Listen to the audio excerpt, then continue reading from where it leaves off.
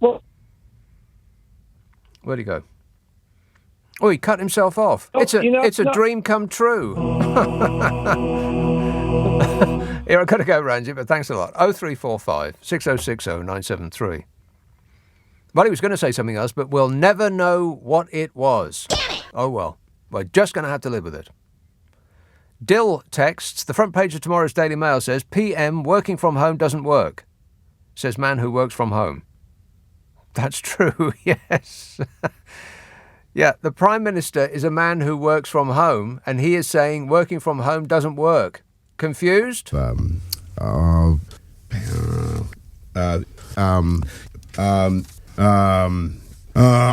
just take that as a yes. Of course working from home works. Working from home works for the people that working from home works for. Did I say that right? Working from home works for the people for whom working from home works. There you go. Funny how you remember right at the end. Still don't know what that's from? No, he doesn't.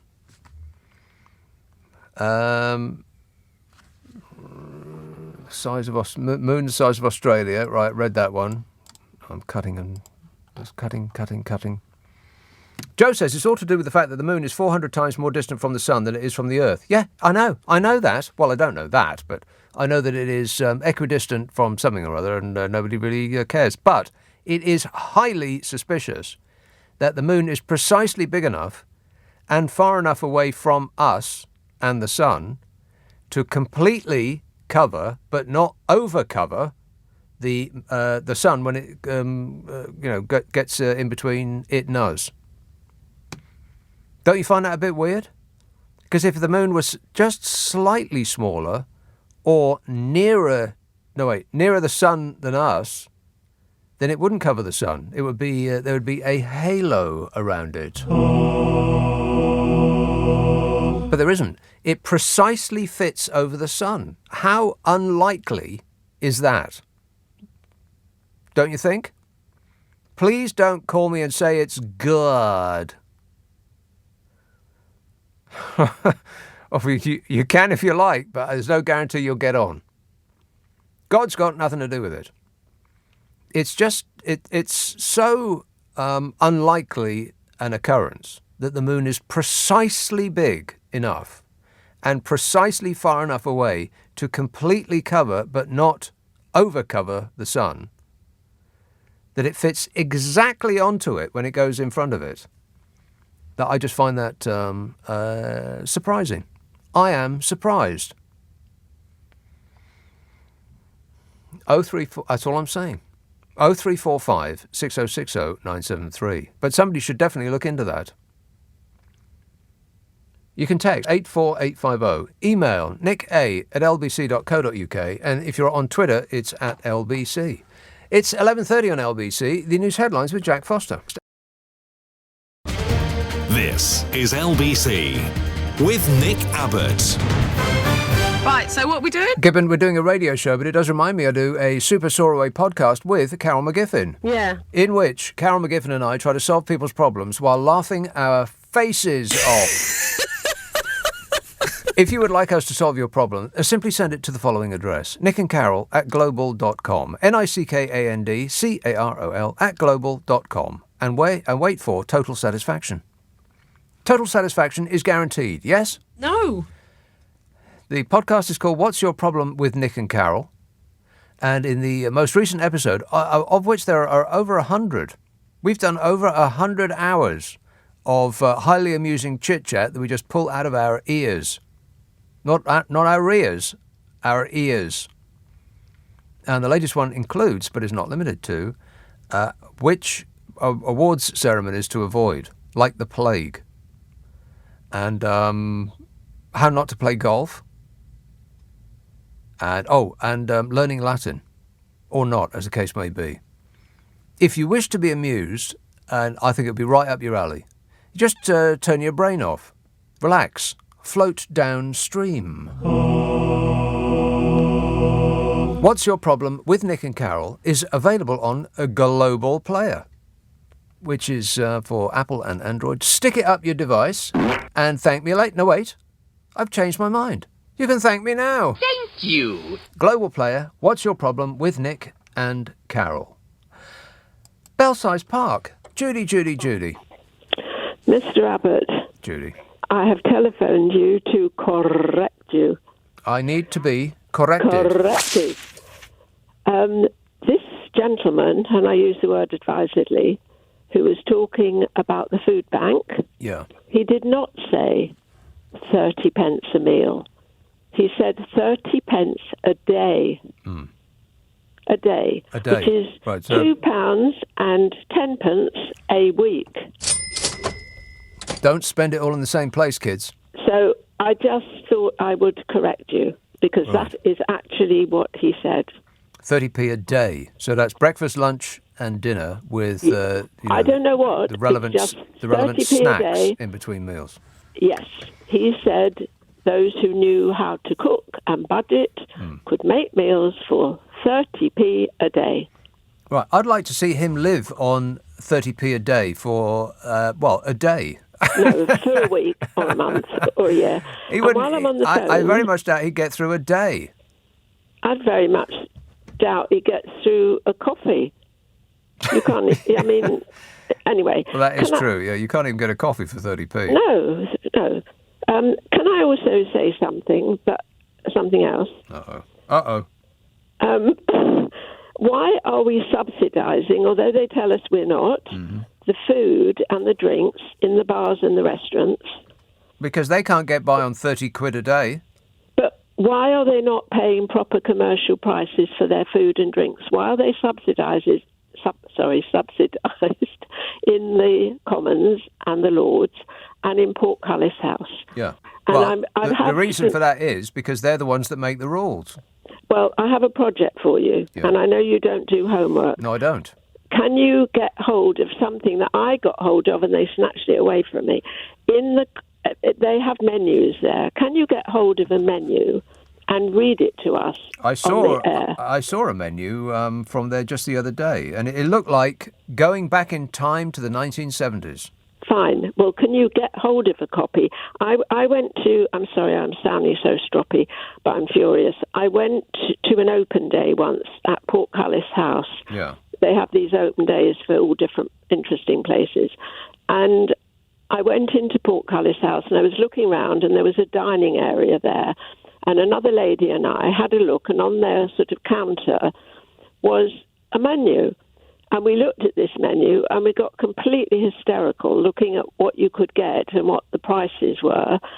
And then a very irate gentleman in a uniform came up, snatched it from me and said, "You shouldn't be seeing this. This should not have been left out," and took it away. Wow. So I have homework for you. Well, now, I am looking at a menu that popped up, and much to my surprise, you could download the menu of your choice. This is from the government's own website. From their restaurants. From their restaurants. This is Well, why have you not told us of it before? Well, I'm just doing it as you're speaking. Thank you. I am paying close attention to what it is you're saying while multitasking at the same time. Oh, okay, carry on. Spring/summer a la carte, 3-course dinner. Now, this is the reason why I could access it so quickly, is because these prices cannot possibly be the prices that they pay. So this must be for outsiders coming in who presumably don't get to pay these. No, I want to know what they pay. Right. Well, this is the reason why I could find it so quickly, is because I don't believe it. 53 quid for a 3-course dinner. Yeah, but that's for outsiders coming in. I want to know what they are paying. £48 for a 3-course lunch. What restaurant has a lunch for 48 quid? But that is dearer, isn't it, than what they're actually paying? But yes, I know that. I want to know what the MPs pay. I know you do. Well, that's why you've got homework. Yeah, I know, but Miss, it's the weekend. I don't care. can you access it for us for tomorrow evening, please? Well, Because perhaps. on Sunday you do the... No, but that is going in like you go in a posh restaurant. I would not pay £48 for Nobody a meal. does. I've never heard of such a thing. No. Lunch, a set lunch is 48 quid. That's nonsense. They're trying to throw us off the scent there, Judy. Yes, that is why I want you to find the one that they actually pay and the drinks. Mm-hmm. And at Global Towers, I don't think you have a non-stop bar of alcohol available. I've only ever worked in a place where they have free... Well, it wasn't even subsidised. It was free. Where they have free booze. I've only ever worked there once. And it went out of business. Big surprise. Oh, right. All But right, I well, wasn't paying for it for you, Of was course I? you weren't, But no. I am paying for all the MPs. Correct. And so are all your listeners, unless they Yeah. happen to be Right. MPs. So you want me to find out straight away, if not sooner. All right. Yes. Leave it with me, Judy.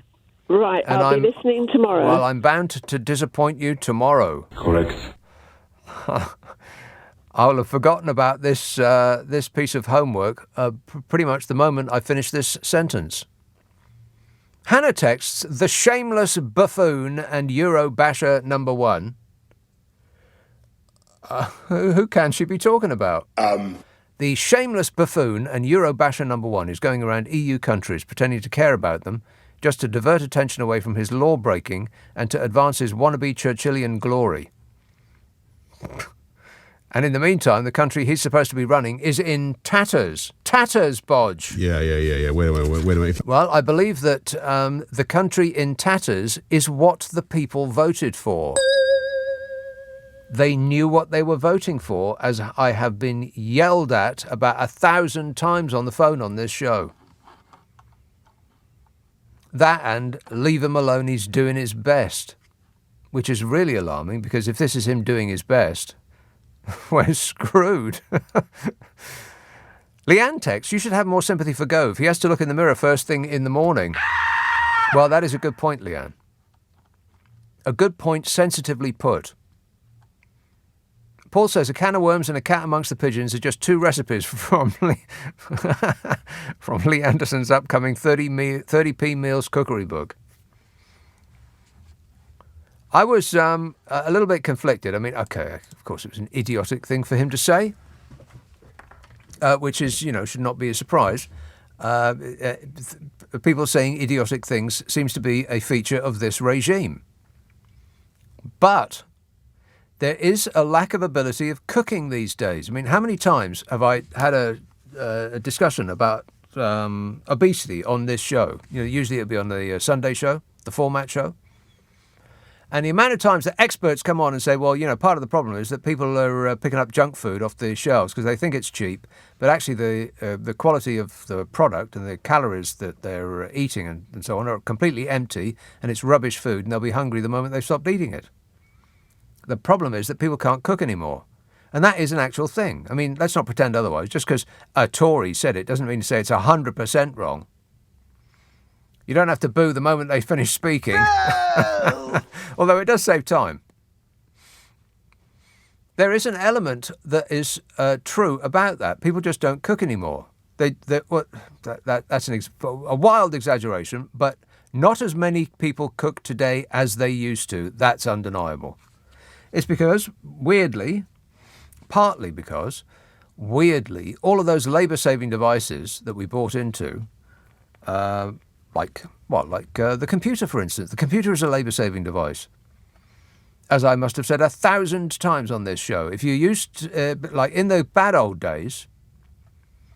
Hey, I just saw... I'm going to have to write this down because I'm going to get back to it. Cooking. Because I'll get to the end of this side track and I'll forget where I was. So I've got to lay a trail of breadcrumbs behind me. Actually, a trail of breadcrumbs would come in at less than 30p a day. Think about that. So, cooking. Right, I'll write that down. What was I going to say? Oh, yeah. I saw David Bowie at the Isle of Wight. Rock and roll! It was on TV. And 2014? No, 2004. Look that up. David Bowie, the Isle of Wight, 2004. Make sure I've got the right date there. And the cameras played over the crowd. And what was bizarre was nobody had their hand in the air with a phone which was recording the event. Yes, you are correct. Correct. Comes the message. 2004, David Bowie, The Isle of Wight. And no one in the crowd was holding up a phone, recording the event. People were actually watching the event with their eyeballs, experiencing it in person, rather than second-hand through a 3-inch wobbling screen, taking footage that they were going to, put on the internet so that 3 people might give them a thumbs up? That was 2004. No one had a phone then. There were a couple of people in the audience who were holding up actual cameras. Can you remember cameras? No. Cameras. Things that took pictures that you couldn't make a phone call on. Well, actually, a mobile phone is a thing that takes pictures that you can't make a phone call on, as I experienced over and over again on this super show. Anybody got a landline? Negative. It's amazing. 2004. And it seemed like ancient history. Isn't that incredible? No one was holding up a phone. I went to an event the other day that, and I thought it was a brilliant idea. I've heard about it, but I haven't experienced it. You go in and because everyone's got a phone, they say, "Where's your phone?" So you proffer your phone and they put it in a little bag. And they tie the bag with a little, I don't know what it is, some sort of impregnable device. And you wear it sort of like a crossbody little bag through the course of the event. And so you can't engage with the event through your phone like most people would have done. You know, taking constant pictures and videos and tweeting people, "Oh, I'm at the event. Pass it on and like me." You know. Nobody experiences the thing that they're at anymore. They experience it secondhand through their bloomin' phone. 2004. And it was like a different species we were. Thanks a lot, Bill Gates. Oh, no, it wasn't Bill Gates, was it? It was the other bloke. What was his name? What was the name of the other bloke? Tim Berners-Lee? No. We got that wrong. Sorry. The Apple bloke. Yes? Steve Jobs. Is the right answer. Would you like to go for the car? 0345 6060 973. Text 84850. Email nick@lbc.co.uk. If you're on Twitter, it's @LBC. Friday, Saturday, Sunday night at 10. Nick Abbott, LBC. Leading Britain's conversation. LBC with Nick Abbott. Oh, hello. 0345 6060 973. Yeah, I was going to talk about cooking, wasn't I? I got sidetracked with that whole highly important David Bowie issue. Rock and roll! Yeah, the cooking thing. There is a certain truth that people don't cook as much as they used to. They don't cook from scratch because we ain't got no time no more. It used to be that only one person in a family would go to work and the other one would stay at home and wipe up after the kids and cook a meal. But no one's got any time anymore because we're working our faces off. And so we come home and you get ping food, food that you put in a microwave and it goes and it's ready. You can spend £2 on 2,000 calories of sugar and fat, which won't, it won't revivify you in any way, shape and form. It'll make you hungry almost the minute you stopped eating it. Or you could spend that £2 on a bag full of root vegetables and a tin of tomatoes and some herbs and spices. And you can stew it up, and you've got a hearty meal for 4. Not 30p. I seriously doubt that that's possible. But for £2, I betcha. And you put a piece of toast on the top of it with cheese, and whap it under the grill. I bet Jamie Oliver is on the phone, desperate for that recipe right now. What's this? Nick the Wolfman tweeted us this. What is it? Taxpayers have forked out 17 million... Uh-oh. Get ready. Grip onto something firm because you're not going to like it. Oh, no. Taxpayers have forked out £17 million to subsidise bars and restaurants in the House of Commons over just 3 years. What? MPs have enjoyed cut price meals with the average cost of food in the members' dining room reduced by more than £1 between 2018 and 2021. The prices in the dining room have gone down. You're kidding. In fact, politicians could have a full 3-course meal at the restaurant for as little as £10.41 last year. What? This is despite all 17 of the bars and eateries in the House of Commons making huge financial losses, totalling £6.6 million in the first year of the pandemic alone. Oh, my God. And don't be calling me saying that that's blaspheming, because I'm not talking about your God, I'm talking about my God. And my God doesn't mind. Wow. Well, I'll go to the foot of our stairs. And I haven't got any stairs. Jane says, I don't understand why nurses, cleaners and bus drivers moan about people working from home when they can't. If they want a job where they can work from home, get one.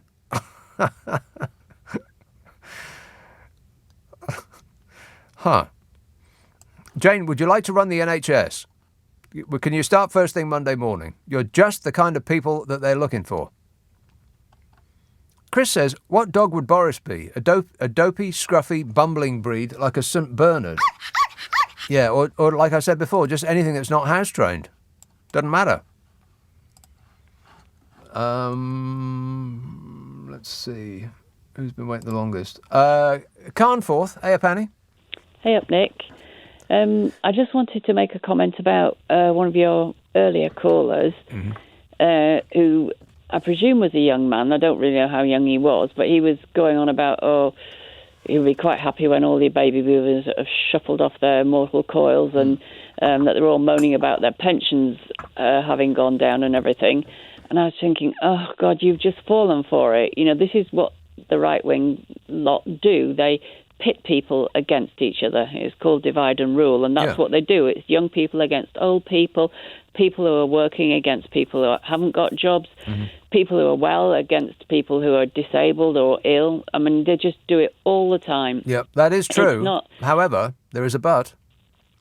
However, without the pensioner vote, we would not have left the European Union and Jeremy Corbyn would be our Prime Minister. Yes, that's true, but that is not why young people can't buy houses. It's really wealthy, very elite people that make the laws, and they're of all ages.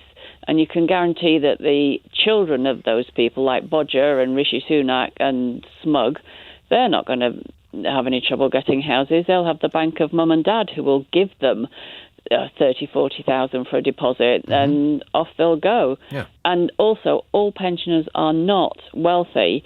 50% of pensioners don't have enough income to be paying tax, which is below 12,500. That is true, but overall, pensioners today will almost certainly be a lot better off than pensioners, in 10 years and 20 and 30 and 40 years. Well, that's not saying much. Overall. Because we've got one of the lowest pensions in comparable countries in Europe. Yeah, so it's going to imagine it's not how a bad race it's to going the to get. bottom, Nick. Well, exactly.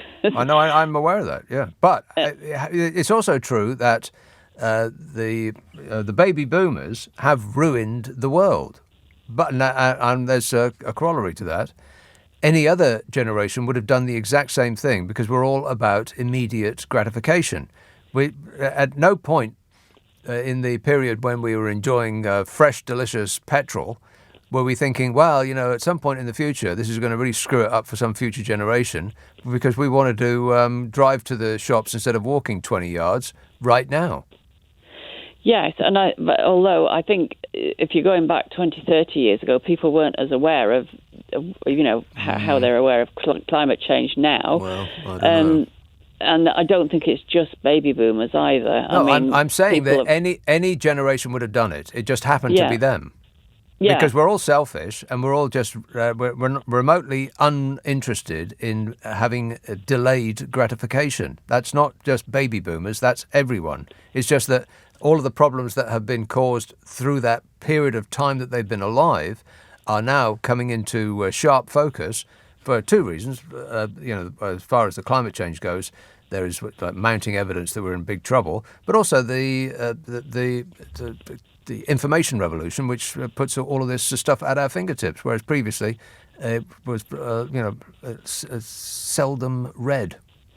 Well, not only that, there was an actual campaign by the big, oil extraction companies to actually put out disinformation and try and kind of... They're still doing it.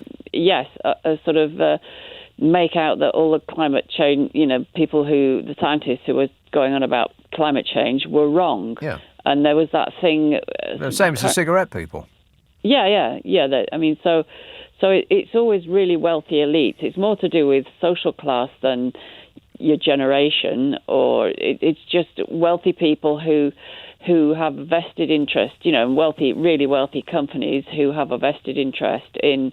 Yeah, and they will put out misinformation. That's right, and you can believe it or not as you choose. And a lot of people were disinclined to not believe it because it might impact their lifestyle. Same as today, and it's not the baby boomer generation that's the problem. It's not specifically those people. It's just that they happen to be alive when we had the technology to ravage the world like we had never had before.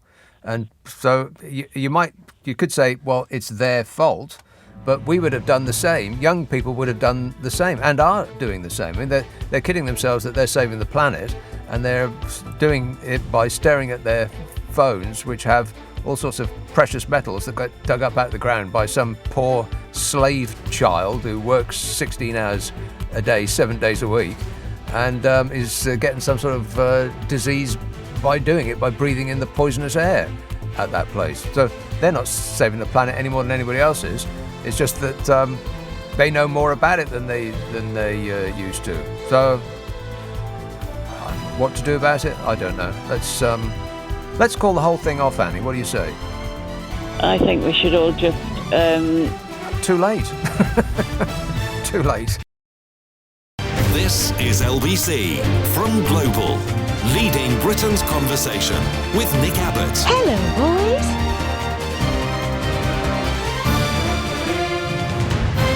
I just want to tell you all how happy I am to be back in the studio, making a picture again. It's a radio show, dear. 0345 6060 973. Let's go straight away to this important call in Bromley. Hello, Joe. Hello, mate. I was just taking it on your David Bowie statement. Yes. What a lovely, truly lovely bloke he was.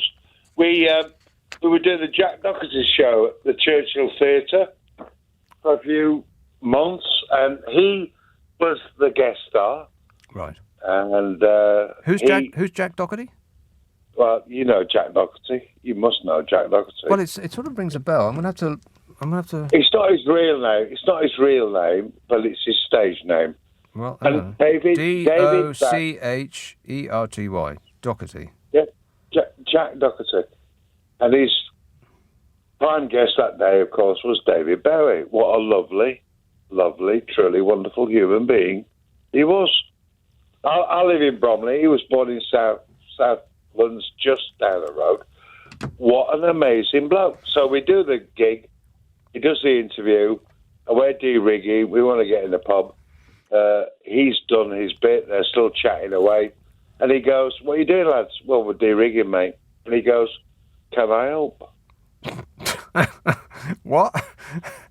The actual David Bowie offered to help to de-rig the set. I absolutely swear to God, David Bowie went, is there anything I can do to help? And you go, you look at him, don't you? You stand back a bit, and you look at him and you go, well, no, not really, mate. Thank you very much. Mm. He was all for looking in, mate. Don't you know who you are, sort of thing? Well, I think he did. That was what made him so brilliant. He did know who he was, and he knew what he could do, and how he could, shall we say, use it, or... He was an amazing bloke, mate. Okay, all right. Thanks, Joe. 0345 6060 973. Amazing. Yes, no doubt. as a solo artist, there's only him and Stevie Wonder who ruled the 1970s. I mean, you could say that there was the Rolling Stones, Rock and roll! but that was a band. 1970s belonged to the Rolling Stones and Led Zeppelin. But for like genius solo artists in the history of modern music, there's David Bowie and Stevie Wonder, and then you start to run out, like quite rapidly. Adele? No. Ed Sheeran? Are you kidding me? Thing about David Bowie is live. I mean, I saw him so many times live, and he always seemed a bit uncomfortable to me. Like, he was never... I mean, I don't know this, but it just appeared to me when I must have seen him like at least, I don't know, at least half a dozen times over the years, from the stage tour on at the Glasgow Apollo stage, 1970, I'm going to say 77. It's probably 77. You know, the stage album, the one with the sort of Dan Flavin fluorescent tubes at the back. Just fantastic. Oh, what a gig. If only you could get in a time machine and go back and see some of those old gigs, eh? Let's talk about those, yes? No. All right, then. But he never actually looked that comfortable, which is might have informed why he had all those characters to hide behind. Martin tweets, I'm in a real dilemma. My partner hates listening to you, but I love it and I'm obsessed with your show. We have wildly opposite political views. I'm the lefty. He hates it when I say Nick said, like we're old friends. Shall I dump him or seek a hitman? Martin, headphones. That's all. You don't need to kill him. Just buy some headphones. OTT tweets, Her Madge obviously chuffed that she didn't have to read out the ludicrous Queen's speech. Well, it did occur to me that Charles might hiccup a couple of times over some of the stuff that he was being asked to read out, because he kind of agreed with much of that. I mean, what would happen if he said, oh, no, I don't like this? Oh, you can take all of that out, because they do actually have the power to do that and have used it, you know, in recent memory. Don't ask me the specifics, but if they don't like a law, they can get it changed to their precise specifications. You know, if it impinges on their royal fabulousness's ability to make money, for instance, or if it might change their view out of one of their windows, etc. and so on, then they can strike that right out. It's a little known true fact. Let's have a call in Greenford. Hello, Paul. Hello, yeah. Yes. It's good. What is? I think, like, you're talking about old bands, but, like, the writer Hunter S. Thompson was very political. He commented on the American stuff, like, and also that geezer in Groundhog Day was part of his entourage, you know, so... Who? Bill Murray? Yeah, that's right, yeah. Hunter S. Thompson, Fear and Loathing in Las Vegas. Yeah. What's he got to do with it, though? I think, like, going back in the past, I saw Ken Loach's Red and Blue political docudrama. What's that got to do with Hunter S. Thompson?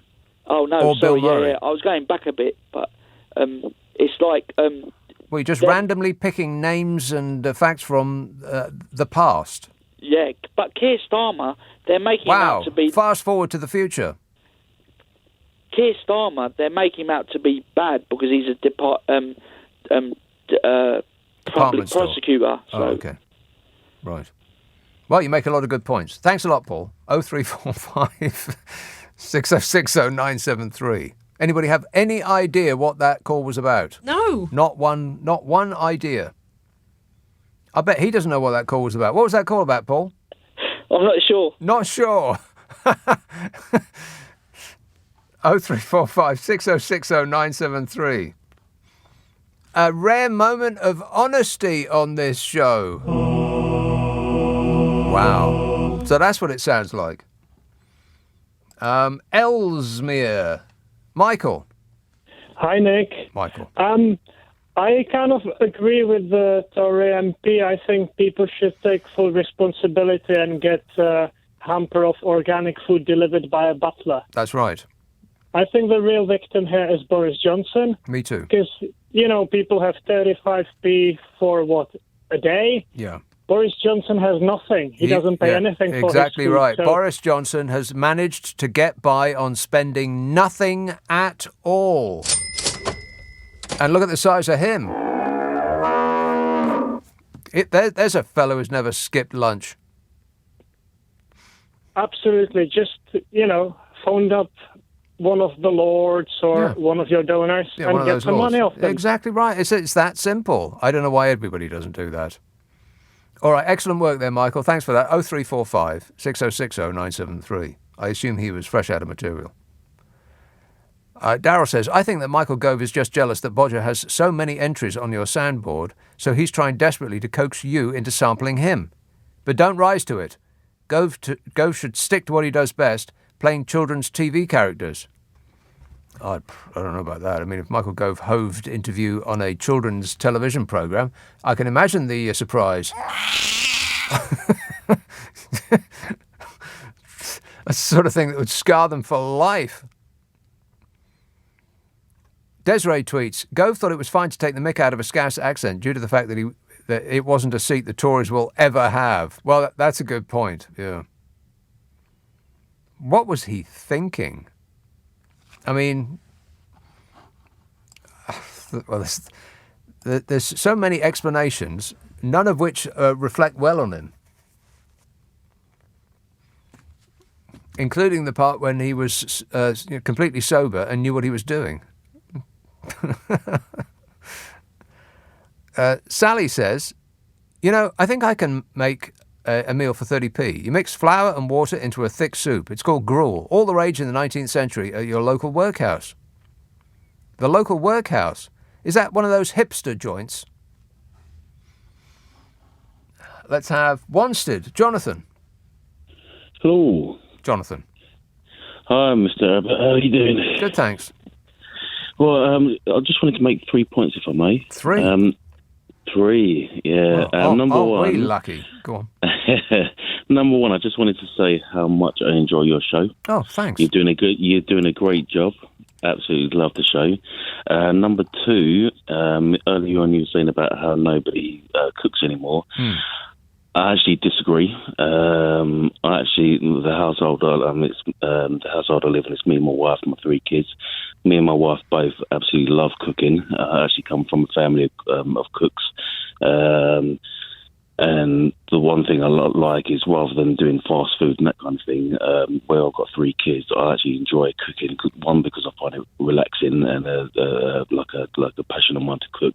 But then also like to introduce my kids to new foods, from around the world. Yeah. Do you really find it relaxing? Because I find it stressful. Well, just getting everything to be ready at the same time. Like if you've got 3 pots on the go, then for me, one pot will be ready, and then half an hour later, the other one will be, by the time the first one is burnt to a crisp.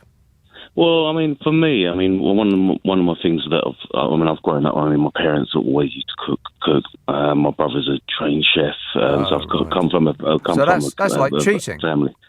Well, I've come from a family of cooks, and I've always been like, one of the things with all the lessons I try and teach my kids is always have a passion in life. At least one passion in life. Unfortunately for me, one of my passions in life is always to cook. Well, if that is an excellent life lesson to teach your kids how to cook, because when they go to university, you know full well they're going to be, if you don't teach them, they're going to be eating cold baked beans straight out the can with a spoon. Exactly. I mean, I was at university like 20 years ago, so the times have changed since then. But I think since my kids are 10, 8, and 6, and I don't want them to be growing up on just nuggets and chips or burgers and that kind of thing. Yeah. Even though they are delicious. Yeah, but between me and my wife, we were trying to introduce them to different foods around the world. But you do understand that when I said that people don't cook much anymore, I didn't mean everybody. I meant in general. In fact, I bent over backwards to make that point crystal clear. Yeah. But I mean, for me, I love cooking, so I just wanted to put it out there. What's the recipe today, then, Jonathan? What did you cook today? Oh, well today, after work, it was spaghetti carbonara with a bit of garlic bread on the side. Now, is that homemade spaghetti? No. Tesco, grocery store bought spaghetti, homemade sauce, mushrooms, bit of bacon, bit of chicken in there. Oh, poor little Chuck. So yeah, the kids cleaned it off tonight. So yeah, they're all tucked in bed tonight. Well, I could go with a hearty bowl of that right now, as a matter of fact. Well, one day I'll invite you round and you can have a meal around mine if you like. That would be great, Jonathan. Unfortunately, I'm busy that night. It's so sad. All right, thanks for that. 0345 6060 973. Text 84850. Email nick@lbc.co.uk. If you're on Twitter, it's @LBC. Friday, Saturday, Sunday night at 10. Nick Abbott, LBC. This is LBC with Nick Abbott. Now, wait a minute. I don't like that kind of talk. Now, just stop it. It upsets me. 0345 6060 973. Sanj texts, I did see on a news report an elderly couple being interviewed outside a supermarket car park about the cost of living. And like you said, the wife said that the PM is doing his best. He's doing his best. Leave him alone. And in the background, there was a beggar in a sleeping bag with a cup in his hand. You couldn't make it up. Anyway, I've been emailing Lee Anderson to send me the ingredients for his 30p meal deal. I'll be able to stretch to 2 a day, so that's just £4.20 a week. We may be able to switch the boiler on for some hot water for a few hours, says Sanj. Well, don't get carried away, Sanj. Hereford. Hello, Alex. Hi, Nick. Alex. Yeah, so taking up on your point about cooking, we deal with a food bank in Hereford, and a few others. And who is we? The organisation I work for. And basically, one of the coordinators at the food bank said that they found that they were having a lot of fresh produce and so on left over at the end of the days, pretty much every day, and that now they're actually having to provide cooking lessons at the food bank to teach people how to cook. Right, which is what this meals. which is what this Lee Anderson bloke was saying. And he got jumped on for saying it, and it was I dispute his 30p, the part about the 30p bit, but there is, if you don't know how to cook, then there is value in teaching people the basics. Well, having said that, though, every other blooming show on television is about cooking. Jamie Bloomin' Oliver's got 200 million quid in the bank because he teaches people how to cook simple things quickly.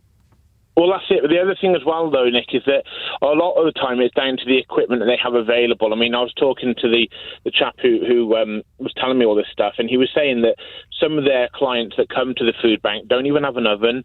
So they're basically cooking through a microwave, and they don't have the capacity to cook in their own. They have to say that some people live in like a one-bed, a one-room apartment sort of thing, where everything's all in one room. You've literally got your bed, your sink, your microwave, and so forth. Yeah. So they're finding it extremely difficult. And what they're doing is they're actually also trying to provide people with these sort of the sort of stuff to cook, utensils, I should say, sorry, not utilities, to be able to help them cook. But on the flip side, and this is what made me chuckle, as a sort of a contrast to this, I know somebody who goes to university, and they actually in their halls of residence there, they've got communal cooking areas, and she was saying that she had people coming up to her saying, "Do you know how to open this tin?" And she was like, "You just use a can opener." Well, what's a can opener? I normally just have a ring pull. Yeah. And genuinely didn't even know how to open a tin of beans, Nick. Yeah. And that's the future generation of our. It was quite worrying to think that they go into uni, but they don't even know how to open a tin of beans. Well, that is alarming, but I'm quite sure that things haven't changed that much, because when I was at uni, one of the blokes in our flat, his dinner used to be eating mayonnaise straight out of the jar with a spoon. Yep. which you'd wash down with sherry, by the way, because you could get the maximum amount of alcohol for the minimum price with sherry. Mayonnaise and sherry. It's an excellent way to start the day. And that is the official position of LBC. Thanks, Alex. 0345 6060 973. Andrew texts, I thought there was going to be an inquiry this spring into the government's handling of COVID. Maybe it's been conveniently forgotten because, there's a war on. Good point there, Andrew.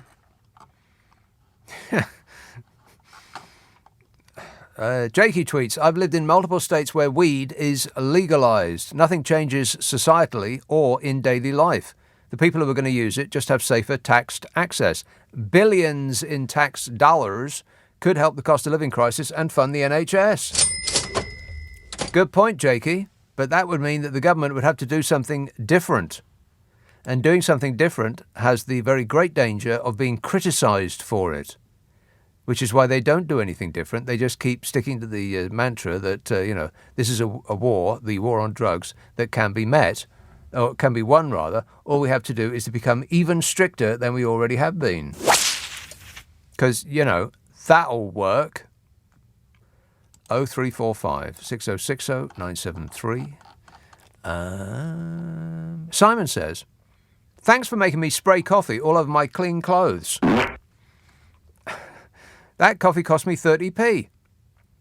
Just a thought, but can I propose a binary referendum for the withdrawal of government minister constituencies from the UK, especially those of Bodger, Fishy, Smug, Raab, Pretty Awful, Zahawi, What's It, Dozy Dorries, Love You Mate, but it's a platonic love, says Simon. What do you think about that, Nadeem? So obviously, but I know certainly, but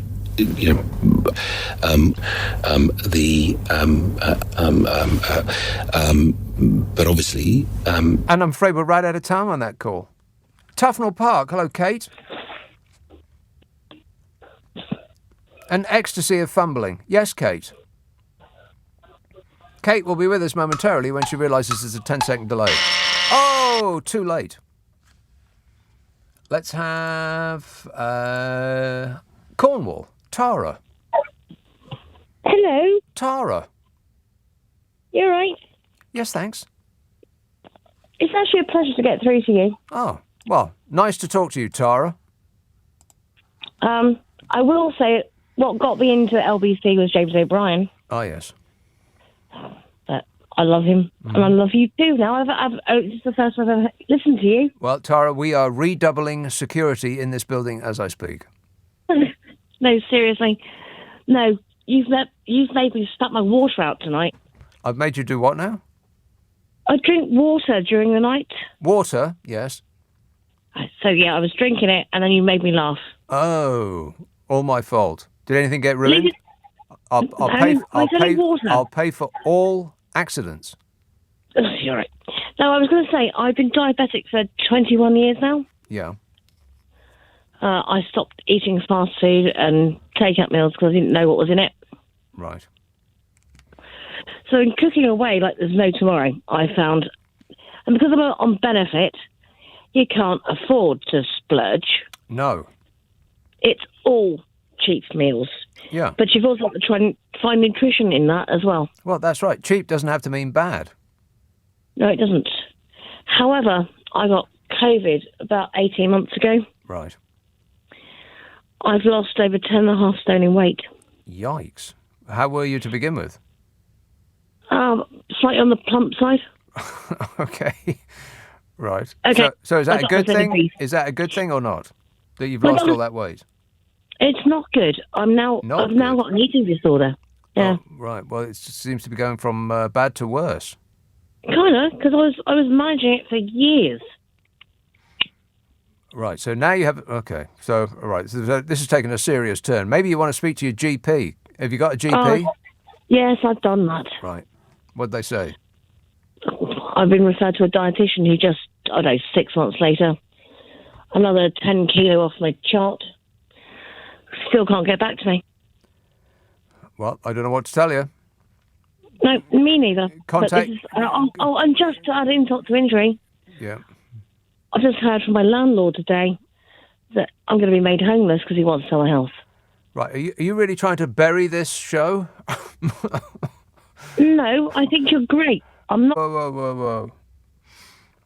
Well, that took an unpleasant turn right at the end there. I spared you the unpleasantness at the end. Disgusting. It's builder's language. Never mind, we'll know next time. I believed some of that call. 0345 6060 973. And texts, in the first hour of your show, a texter mentioned an owl. Did you see the enormous owl that landed on a photographer in Canada? It just suddenly swooped down and settled on her camera lens, almost on top of her. A colleague continued to shoot and captured it all. The owl has a 5-foot wingspan, or something like that. Just wow. Look it up. It's amazing, says Anne. Anne, I most certainly will do nothing of the sort. A 5-foot wingspan. It wasn't an owl, it was a buzzard. Or a plane. Laura texts, in reality, yours is the only desk with lots of buttons on. If Putin does want to go nuclear, I guess he needs to start with an email or a memo first. Yeah, well, that is true, yeah. He needs to have a quick chat with someone. But, you know, as far as the rest of their equipment is concerned, if that's anything to go on, then if he does smash his hand down on a big red button, it won't work. It'll be like Donald Trump's big red button, which they replaced with one that just gets him a new Diet Coke. Don't be rude. Didn't trust you, Donny. It's because you're not a smart person. Trust me, I'm like a smart person. I mean, not a nice person. Donald Trump is not a nice person. Well, at least we can agree on that. At least we have that we can agree on. Vivian tweets, I'm so angry at being held responsible for the country's ills just because I'm over 70 years old. None of my friends voted for Brexit or the Tories. Very many of us campaigned fiercely against Brexit, and in Scotland we continue to do so, and we voted against Bojo. We found one.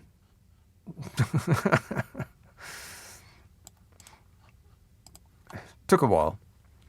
Josephine texts, Australia's diameter is 600 kilometres wider than the moon's. The moon sits at 3,400 kilometres in diameter, while Australia's diameter from east to west is almost 4,000 kilometres. Rubbish. 0345 6060 973. It's educational every now and again, this show, eh? No. No. Don't believe a word of it, Josephine. You're making it up. Unfortunately, there's no way of checking to see whether that is right or not. If only there was. 0345 6060 973. Text 84850. Email nick@lbc.co.uk. If you're on Twitter, it's @LBC. Friday, Saturday, Sunday night at 10. It's Nick Abbot on LBC. The time is 12:30. The news headlines with Jack Foster. Nick Abbot on LBC. Call 0345 6060 973. Okie dokie. Mr. T, in brackets, not that one, tweets, I thought I'd let you know I've been hearing Britannia, Britannia rules the way and the national anthem for 5 days straight in Windsor due to the Royal Horse Show, and I can't take it anymore. Rules the way? Which way? A street or an avenue? Will says, Her Majesty going to the races instead of the opening of Parliament. Priceless. Yeah. Prince Charles looked like he will enjoy the job immensely, though. I've been keeping an eye on it, and the moon does not make any sense, Nick. Could the super blood moon eclipse be a benefit of Brexit? Finally, we found one. There's a moon in the sky, and it's called the moon. Get the B-52s on the phone, and they'll explain it. Rock and roll! Let's have a call in Tooting. Oh, Valerie. Oh, hi, Nick. Valerie. Yeah, I'll be very quick. I know you have people. Nick, I used to be a nanny. Oh, yes. And honestly, I tell you, I love children. But the thing is, I get angry because these people, some of them, you know, the children, they have money and all this and that. I mean, I don't mind. But But the thing is, I get angry that other people have got to pay for them having babies, and they have a choice. Wait a minute. Back they up. have a choice. Wait. First of all, is the radio on in the background? Oh, yes, it is. I've been waiting it in case you Oh, I'm no. so Big mistake. sorry. Huge. No, seriously, I'm sorry, Nick. Right. No, that's okay. So you're saying that people have... who has babies? Yeah, I used to be a nanny, You used to be a right? nanny, and you love children, but... Mind you, in the first time nanny, it was lovely because, parents sort of like, Dreadful people. train the children. But, Nick, as I said, and the thing is, they have money. Who do? The fathers have money to stay there. They're never in. And what my anger is, I love to help people if they needed it, but these people are being paid. And it's so unnecessary. It could go to other people like now, Wait, who is being paid? Sorry, I'm never so nervous. I'm not coming over very cross. But, a lot of people don't have a lot of money. No. And these people... Who? Who are these people? Well, anybody, if they have a child, right, they should really be expected to pay for it. And there are people who don't have children because they can't afford them. Right. So now we're getting to the nub of it. And the government, they should really encourage this, this going on where people aren't responsible. I'm not sure that that's true. How does the government encourage it? Because they pay them for being off. Well, but that's not really... Well, I suppose that you could find an example of somebody who was encouraged to have a baby just to get extra benefits. I'm sure that it's possible for you to do that. No, Nick. Please, Nick. I don't want to keep you long because there are other people. Nick, look, listen, I love children. But? I don't have them. Now, seriously, they encourage them by keep paying money out. But as you say, there are people who want to get married and have a house. And it's unnecessary. I mean, the thing is, you can do something about it. I mean, I love children. But I won't. No, I do. And I won't have one because, I won't have one in the house because, Nick, with the mess and the noise. No, Nick, no. If you have them, you're responsible, not other people. And this all comes out of people sometimes that haven't got the money to afford it. Right. They're encouraging them to have babies. But they're not actually encouraging them. They're taking care of them when they have babies if they're unable to take care of them themselves, which is not the same as encouraging them to have children. What that is taking care of those least able to take care of themselves, which is the mark of a civilized society. So what would the option be? To allow the child and the parents to just die of hunger? Yeah. Oh, I'm not talking that would actually teach them a lesson, but it would be their final lesson. Do you know, Nick, I'll tell you something. Tell me something. You like children, but... You'd fit in very well with the politicians. No, I wouldn't. Nick. I'm sorry, but I'd take the money and the subsidised refreshments. Booze. But other than that, it's a no from me. And furthermore... No. But I would like the money and the subsidised refreshments. Booze. I want to be very clear about that. Thanks a lot, Valerie. 0345 6060 973. What else? James says, our journey through a post-irony universe continues with Smug's new attack on the civil service. Here is the holder of the most dispensable cabinet position talking tough on cutting back on needless public sector jobs. That's a good point. Yeah, how about we get rid of you, Smug? You're better informed than I am. I don't know anything. Again? I don't know anything. One more time? I don't know anything. He doesn't know anything. Why has he not tendered his resignation? We could save on your salary for a start. RAF texts, with Brexit and the government's refusal to stay in the customs union, there had to be a border either in Ireland or the Irish Sea, which would wreck the Good Friday Agreement. The Ulster Unionists really don't want any sea border as this separates them from the mainland, but tough, they just have to accept this or there will be total chaos, says RAF. Yeah, that seems about right. There will be total chaos anyway.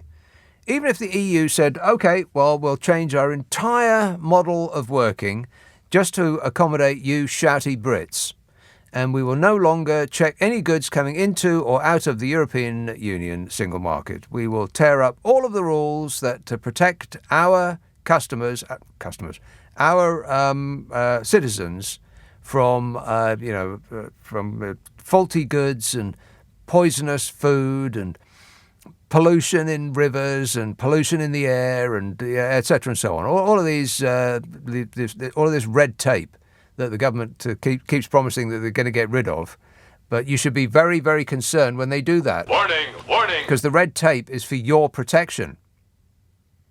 It's to stop corporations rampaging over all rules of decency and morality and to taking you for a ride. It's banks not ripping you off. It's chemical companies not pouring neat waste into rivers. You know, that's the kind of red tape that they're going to get rid of so that corporations can make more money. Because like cleaning up their act costs a lot of cash.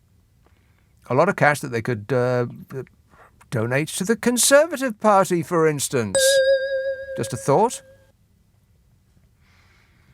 So, even if the European Union did say that, we'll rip up every single rule that we have agreed on for decades, including all of the rules that we agreed and wrote and signed when we were part of the EU. You can do anything you like, Great Britain. Help yourself. This government would still say, well, of course, this is the European Union being mean to us because with a multitude of choices, we don't know which one to choose.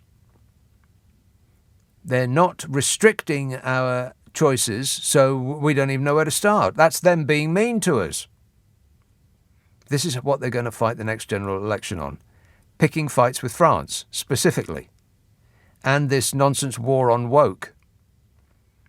We're going to be hearing about that for the next 2 years. Those two things, because they can't go on anything else. They can't go on Brexit. How's Brexit going, by the way? Oh, fabulous! It's been an absolute catastrophe, such that they have to hire an entire person to try to find a good point about it, and he still hasn't come up with anything.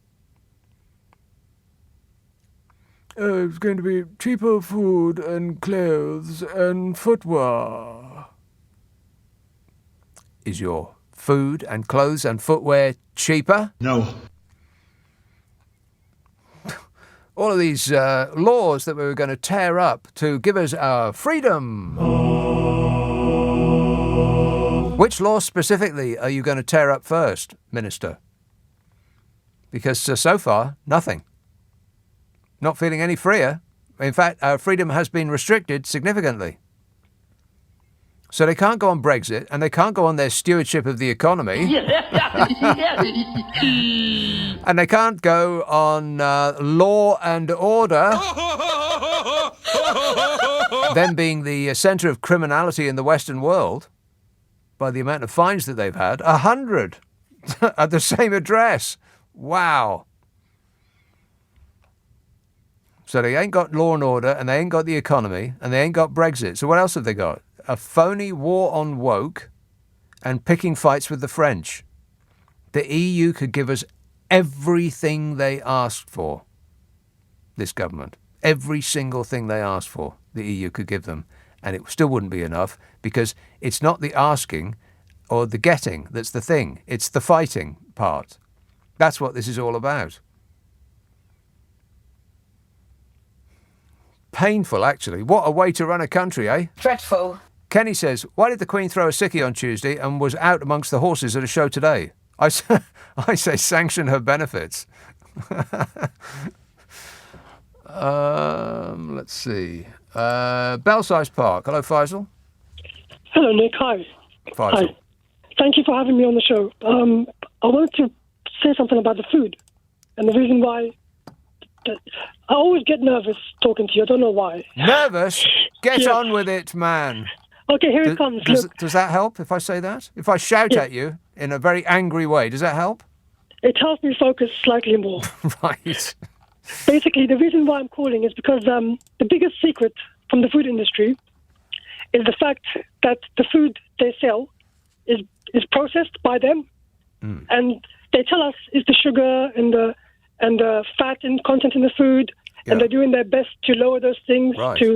But in fact, the biggest secret is the actual process the food undergoes makes the food unhealthy. For example, processed food is heated up to extreme temperatures. Some of the ingredients are extracted using chemical processes. All these different processes that the food undergoes kills off any bacteria or beneficial bacteria or fungi that's on the food. Yeah. And the reason why those two things are important is because in nature, on the trees, on the vegetables, there's plenty of beneficial bacteria, for example. When we eat the food fresh, what happens is that the beneficial bacteria replenishes what is known as the gut biome. Oh. Yes, they live. If you count how many bacteria cells are in your body, 6. you'll be surprised. Is it There's 6? actually more than bacteria. more than 6. Oh. There's more bacteria in your body than your own human cells. That's how many bacteria cells could live in your body. 10? Is it 12? More A than lot 12. more than that. Trillions. And the reason why they live there is to help us digest the food as well. Mm-hmm. So when the food is processed and is completely deprived of these essential aspects of our digestive system, yes, our bodies need to actually eat more, so they benefit from us buying more food. Right. Also, it causes depression because from scientific research, it's been discovered that the body's dopamine production, 70% of our dopamine production is produced by the bacteria within our gut. Well, is that why I get depressed when I reach the end of a packet of crisps? Or is it just that I've reached the end of a packet of crisps? I think it's because you reached the end of... Yeah, it's because I've run out. Crisps. Yeah, that's where the depression comes from. Plus, you subconsciously know that you've been ripped off, because when you open the packet, it's like less than half. Yeah, that's right. That's right. I've paid for air, mostly. Exactly. Yes. So subconsciously you get angry with yourself. I'm angry with them, not myself. Well, I suppose so, yeah. I've been fooled again. Like we all are. Yeah. Nick, I have one more thing to share with you and humanity, yes, which is of extreme importance. Uh-oh. I've come to a realization that as a species, this is quite obvious, but as a species we equate wealth, we equate wealth with the accumulation of materials. This is what... We equate wealth with the acquisition of materials. And accumulation, yes. Yeah. And this is a big problem for humanity because it's quite interesting. It kind of tells us of our nature and our yes. existence. I think you're completely correct in every respect, and I think that it is it's a thing that I've said many, many times. On your deathbed, you will not say to yourself, damn, I wish I'd replaced my iPhone more frequently. You will say, I wish I'd had more time. Time is the thing, people. Try to get more of time, not more things. Faisal, gotta go. Thanks a lot. 0345 6060 973. Text 84850. Email nicka@lbc.co.uk. If you're on Twitter, it's @LBC. Friday, Saturday, Sunday night at 10. Nick Abbott, LBC. This is LBC with Nick Abbott. Call 0345 6060 973. Tweet @LBC. Text 84850. 0345 6060 973. Vancouver. Hello, Nick. Oh, hi, Nick. I just wanted to, I want to make a couple of points because something else came up as we were talking.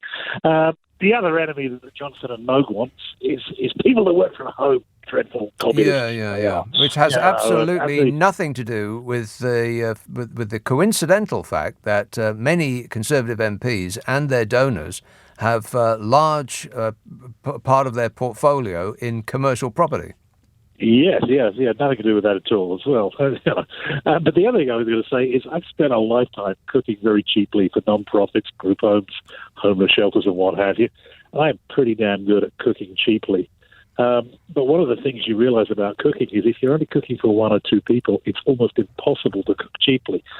Cooking is one of those things where it's an economy of scale. That's right. Unless you, I guess it does require that you have the space and the extra facilities to have a freezer. But if you got a freezer, then you can cook a massive amount and freeze it. Yes, but that also requires that you have a big dollop of cash at some point to cook the massive amount. And when you work with people on welfare, what you find is they generally don't have space, they don't have a freezer, they quite often don't have proper cookers, and they don't have a big dollop of cash in order to cook up when chicken's cheap and what have you. I mean, I teach my foster kids, when you go to the store, you don't go to the store thinking, oh, I will cook chicken today. You go to the store and think, oh, I will cook whatever's on sale. Yeah, exactly. And I try and teach them that skill. But if they're not working, it doesn't matter if it's on sale. Frankly, McDonald's, a burger at McDonald's is almost certainly going to be cheaper than any meal you can cook for one. Unfortunately, it's the truth. That's why McDonald's is successful. You can get a burger for a quid. I'm not entirely convinced about that, because you can, for a pound, you can also get, I'm not decrying the Mackie D's, they're wildly popular, but you can get a bag of root vegetables for like 60p. You can get a tin of tomatoes for 60p, something like that, and then the herbs and spices, and you can get 4 meals, a meal for 4 out of that. You don't have to have meat. Meat's the expensive part. Yes, no, it is. Protein is always the most expensive part, and carbohydrates are always the cheapest. And again, I teach my kids to cook rice and potatoes, because that's, it's not necessarily healthy, but it's cheap, and if you cook on a budget, that's good. But like I said, it is very tough when you're on your own and you're trying to cook it. Right. It's hard to cook cheaply for one. It really is. Particularly, as was pointed out earlier on, if you haven't got proper cooking facilities, and if you don't have those, then you probably don't have a freezer either. Yeah, exactly. I mean, it's absurd that a man that's making hundreds of thousands of pounds a year is telling people how to eat cheaply. It's I don't know. You can't really describe it. It's so very appalling. On brand. Can we just put it like that? It's very on brand for the Conservative, for the current administration. On brand, I'd put it. Yeah, I'd be surprised if one of them didn't say that. In fact, 30p sounds a bit on the high side. Can we not do it for 10? Are there no workhouses? Are there no prisons? There's a chimney you kids should be shying up. Exactly. All right, thanks a lot, Nick. 0345 6060 973. Do you actually shy up a chimney? I'm not sure. We're going to look into that. Brighton. Hello, James. Oh, hello. I just wanted to respond to the lady. I tuned in a bit late, Nick. Oh no! I think the lady was saying that the government gives too much money to people who have children. Is that correct? Mm-hmm. That is absolutely ridiculous. She said that she didn't have any children. Yeah. So she obviously doesn't know the costs that incur from having that. She loves children, but So she doesn't have any. So at the moment, me and my partner have now got an 11-month-old baby. My partner's now finished maternity leave and she's had to go back to work. The amount of money she's earning is literally, she's just paying for somebody to look after the baby every day. Childcare is wildly expensive in this country. I think it's among, if not the most expensive in Europe. It's absolutely ridiculous. And now if we didn't have the extra support for the child benefit, then we'd be so much down every month, and we wouldn't be able to keep afloat. Yeah, here's the thing: we are in need, desperate need, actually, of young people, because we have an aging population. The pyramid has been inverted. We don't have a number of younger, economically active people supporting a small number of old people, which is the healthy way a society should be organised. Our pyramid is upside down. It's a vast number of economically inactive older people who are being supported by a vanishingly few number of economically active younger people. And so we do need people to have babies in this country desperately for the future future health, wealth, and happiness of every person in this land. And if you are doing that and you need some help along the way, then it seems right and proper that should be available. Yeah, absolutely. I mean, we're not on the worst salaries. We're above the average for the country, and we're still in the position where if we didn't have it, it'd be quite tight. Right. I mean, I guess what the government could do is make. I know that when children are, I don't know if it's 2 or 3, they give you some free hours. But what about people before that? My partner's had to go back to work to cover housing and whatever. Yeah. And we're literally just paying for our baby to be cared for. I mean, we think that we have it much better than people used to. But you know what? People used to organise their lives like this. Usually the dad used to go out to work 9 to 5. He'd be back at 5:30 for a martini and watch the news, and the mother would stay in all day with the kids, taking them back and forth to school, cooking the meal, doing the washing, and so on. But in other words, one person could work and keep a whole family. Now 2 people are doing full-time work, and they still can't keep up. Absolutely, and because both of you are having to go back to work, you need to have the children somewhere, and then that's a huge cost. It's £750 for our childcare. We've got a 7-year-old who for what period of time? So they have a month. A month, right? Yeah. So we've got a 11-month-old baby who has to go to nursery, and then we've got a 7-year-old who has to go to after-school club. Right, so that's like over £8,000 a year before you've even fed them. Absolutely. Yeah. All right, James. Thanks for that. I've got to go. Time's ticking on. 0345 6060 973. I might have time for one more. Hadley. Hello, Rob. Oh, hi. Hi, Nick. All right. Yes, good, thanks. Oh, yeah, you was just talking about Bowie earlier. I just wanted to know what you thought of the Black Star. Well, sort of material. I think that it was the best death ever. Correct. David Bowie's death was the best death ever. He organised it like an artwork. It was totally brilliant. First off, he announced right out of the blue that he had a new album coming out, having not heard from him since the album before that, which was called The Next Day, with that white square on the front of the Heroes album. And he released this album like right out of the blue. He released those 2 photographs of himself laughing his face off, like literally laughing in the face of death in that street in New York. He's wearing that Tom Brown suit. Looked great.